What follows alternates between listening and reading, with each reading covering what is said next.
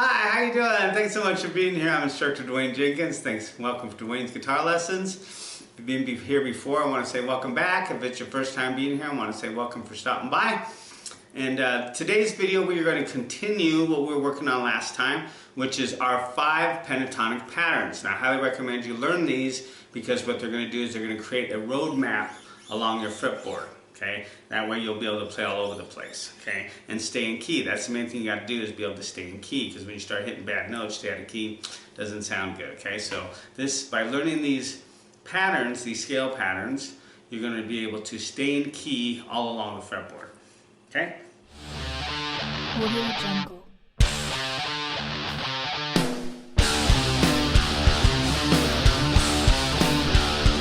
Last time I showed you pattern 1 right here, like in G minor, 3, 5.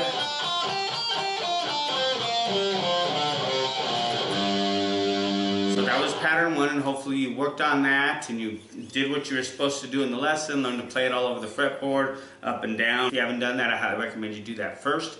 Make sure you get that down. Now, once you get that down, we'll take a look at the second pattern. What's great about these patterns is you can kind of look at them like puzzle pieces. They connect with each other. So, wherever the first pattern ends, the second one starts. So if we were playing, say, in G minor, right here at the 3rd fret, and we play 3 to 6 on the 6th string, that means that our second pattern is going to start at the 6th fret. Okay, this one's going to be 6, 8, 5, 8, 5, 8, 5, 7, 6, 8, 6, 8.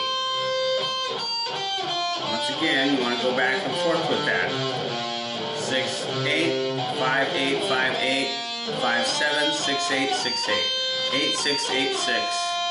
7, 5, 8, 5, 8, 5, 8, 6. And you can even go back to the G note if you'd like to, because we're still in the key of G. Now this is actually a major pentatonic scale, but it can also be used in minor if it's in the 2nd position. If you play it in the 1st position, it becomes major. I'll explain that to you later, but for right now, just learn this pattern just like you learned the first one, okay? 6.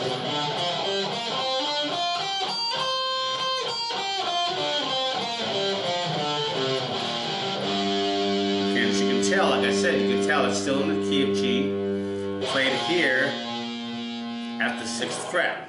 And like I mentioned before, if you know this first pattern all over the fretboard, like I told you to, hopefully you practice that, then you know exactly where this one's going to be in any key. So if, let's say, we're playing in the key of A minor right here at the 5th fret,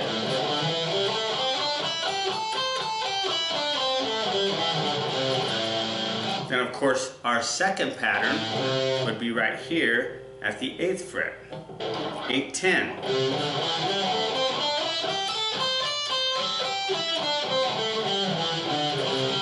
And then once again you go back to that A note to know that you're still in that key.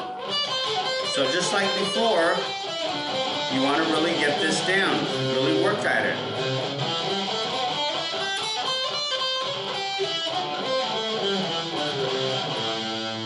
Connect the 2 patterns, okay? Know that first pattern and know the second pattern is right next to it. Now you can play further along the fretboard. So let's say if we were playing in G minor, like I mentioned before, we're starting at the 3rd fret on G. Now with both patterns, we can play from 3 all the way up to 8. Then what you want to do is you want to try to connect the 2 together and play within the 2 if you can, okay? And like I said, anywhere you want to play on the fretboard, at any key, okay? If you're playing right here, let's see, at the 10th fret, this would be the key of D minor if you played the first pattern here.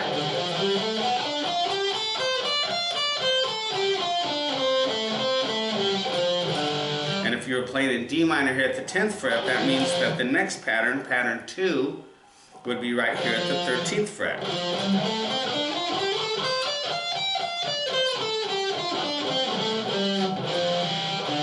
And you can tell because you can always go back to that root note of the key that you're playing in and it should sound fine.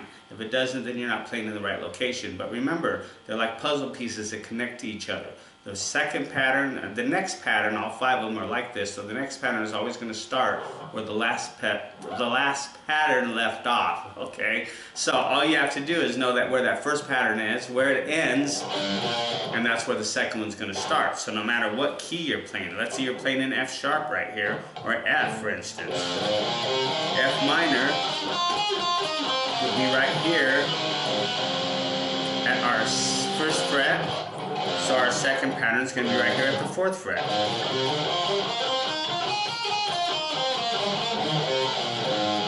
And you should always be able to go back to that root note, okay? That way it tells you you're playing it in the right location.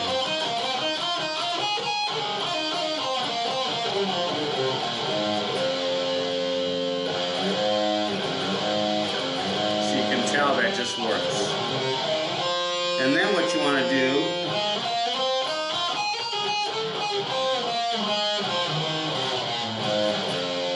right there, I just played a little bit of the second pattern back into the first pattern. So that's the second thing you want to do. After that, after you learn the pattern and you know where it's located, then you want to try to incorporate it with pattern 1. So that way you can span more of the fretboard. Like I was saying, if we're in G minor, now you can play from 3rd all the way to 8th. And then when you learn the rest of them in the next few lessons, then you'll be able to play even further up the neck. So now, when you think about it, if you really get these patterns down, you've mastered this much of the fretboard. Okay, and you can do that anywhere, in any key. This is just in G minor, but if you were to play it in, say, A, or B, C, D, E, F, it doesn't matter, you're ready to go, anytime. Okay, so work on that second pattern. Make sure you know it really well, and if you know your hammer-ons, pull-offs, slides, bends, I've taught you about this in some other videos. I recommend you check that out if you don't know those. Then you work with those within the pattern as well. Okay, so if we're playing, say, in G minor, our second pattern's right here at the 6th fret. Work on your hammer-ons, pull-offs, slides,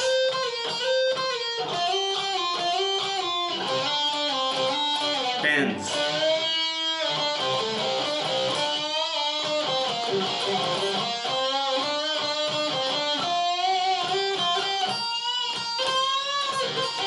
Add them together.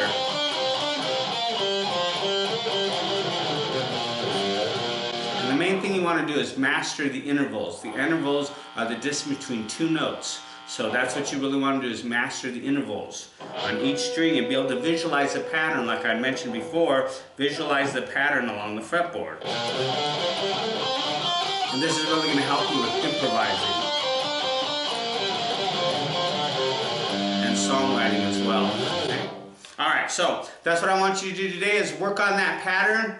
Okay, work on it, make sure you know it very well, jump around it like you did the other one, work on your hammer-ons, your pull-off slides, that kind of stuff that brings the pattern to life. Make sure that you can connect it with the other pattern, then you'll have that down. In our next lesson, we'll look at pattern 3.